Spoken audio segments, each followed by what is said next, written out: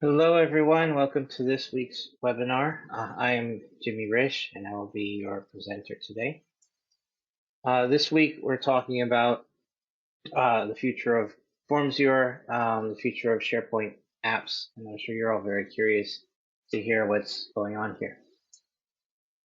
So let's just take a quick look at today's agenda. First, I'll be talking about what this is all about.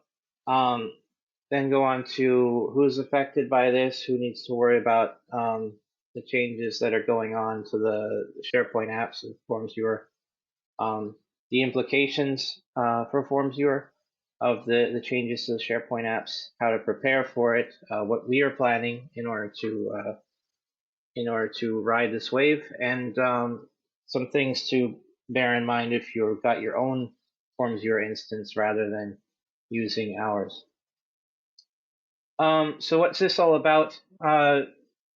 FormsViewer is based on the SharePoint Add-In app model. It was originally called SharePoint Apps. It was introduced in 2013. About 4 months ago in November, Microsoft announced that they will be retiring this app model in SharePoint Online, so which some of you may know as Office 365. They're going to be retiring it in phases. So the first phase will come in July. Add-ins can no longer be installed from the SharePoint store, although there is a workaround, which is to upload them to your app catalog and install them from there. In November, any new SharePoint Online tenants that are created after November will be unable to use add-ins. And then in April of 2026, the add-in model will be completely defunct. You won't be able to use add-ins anymore. So what does this mean for FormsViewer? Well, first of all, who is affected?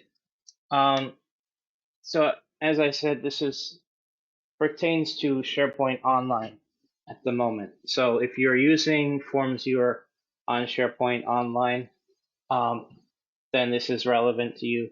It's true both whether you're using our publicly supplied FormsViewer instance, or if you have your own on-prem FormsViewer instance that is integrated with SharePoint Online.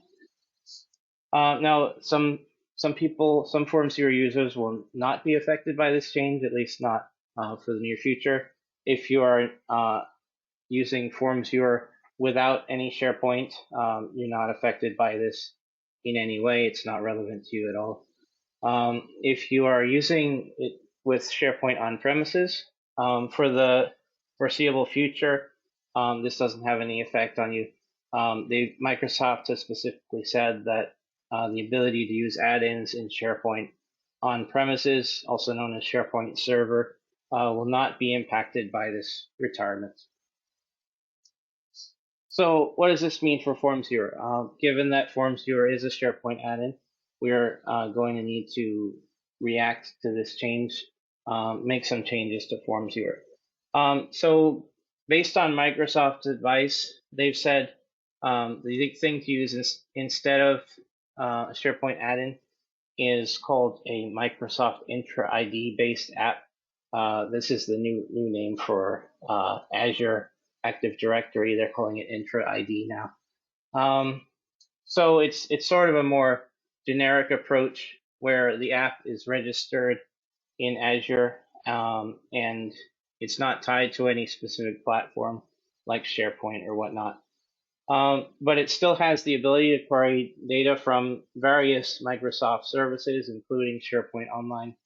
But just the way the queries work is a bit different from how it has been until now.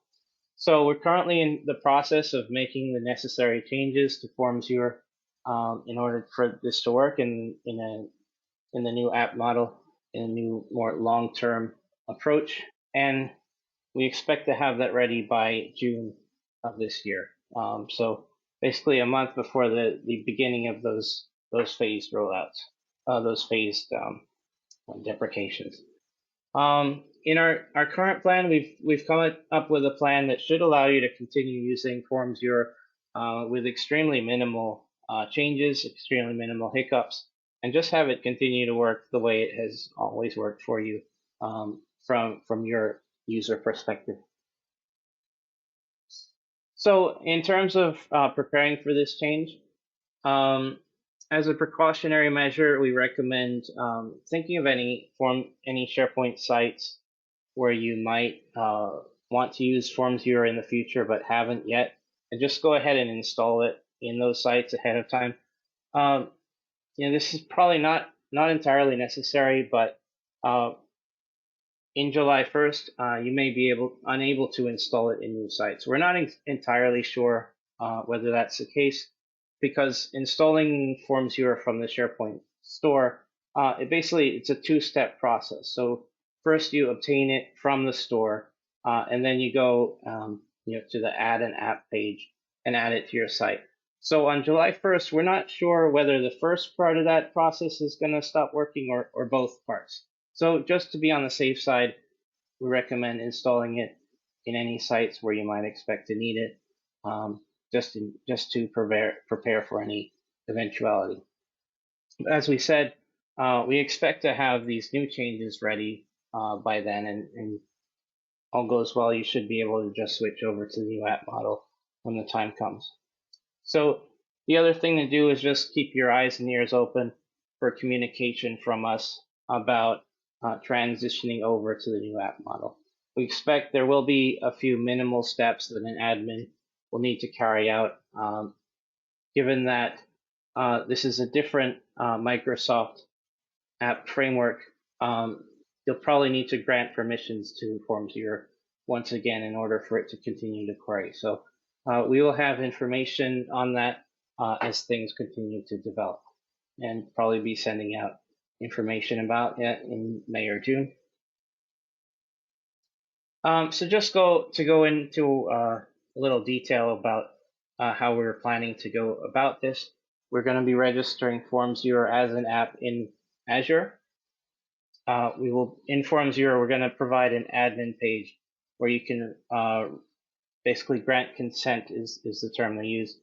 Grant consent to FormsViewer to this new app so that it can query SharePoint on users' behalf. And we're going to make some changes to FormsViewer's authentication logic, basically to determine whether any given person who's accessing a form is coming from a site that's using the old app model or the new one, and sort of switch over to one or the other depending on whether you've made that transition. And then the queries are going to go through, until now, they've been going directly to SharePoint. Now they're going to go through what's called the Microsoft Graph API. I know this is a bit technical, but just so you all understand how we plan to go about this. Now, if you're using FormsViewer, if you have your own FormsViewer instance and you're using it with SharePoint Online, then there will be a bit more for an admin or an IT person to carry out. We anticipate that you'll probably need to also register your own sort of copy of the app in Azure and make a couple of configuration changes in order for that to work. So that's for people with their own FormsViewer instance, and we will be providing information about that as well as it becomes available. So just to give a bit of plug about our Qdabra Forms platform, if you're listening to this webinar, you're probably well familiar with it. But as you all know, it's the lowest cost way to get off of InfoPath. We allow migrating your forms with extremely minimal changes, future-proofing all the work that you've put into them. We provide new features like mobile views, modern technologies, modern APIs, customizations. We provide great support, as I'm sure a lot of you already know. And it's for the time being, it's available in the SharePoint store, so you can continue to get it there for now.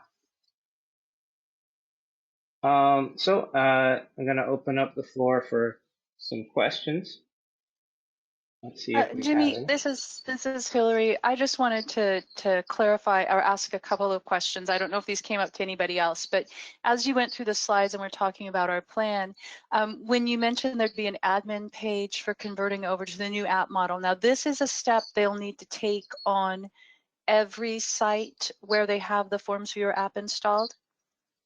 We're still hashing out the details of that, but we think we'll probably provide two approaches where you can either do it on a single site basis or a global basis. So if you wanted to just try it out in one site and make sure everything was working and sort of gradually work your way through them, that option would be available. And if you just wanted to switch them all over at once, that you could do that too. So that's the current plan.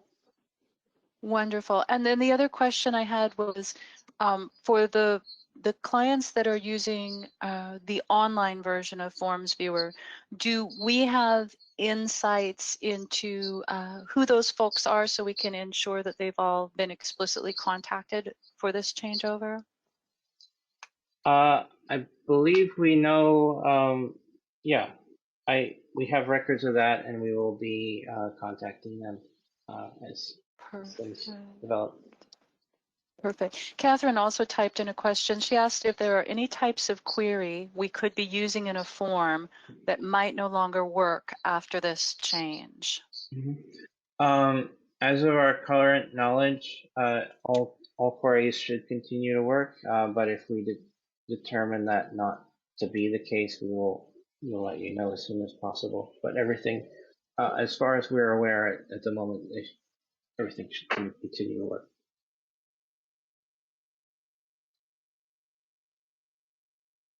Okay, so it looks like there are no more questions. Thank you for your comment, Logan. So thank you for listening. We look forward to riding out this wave with all of you, and hope to see you in an upcoming webinar. Thanks for joining. Bye. Thanks, everybody. Bye. Thanks, Jimmy. Thank you.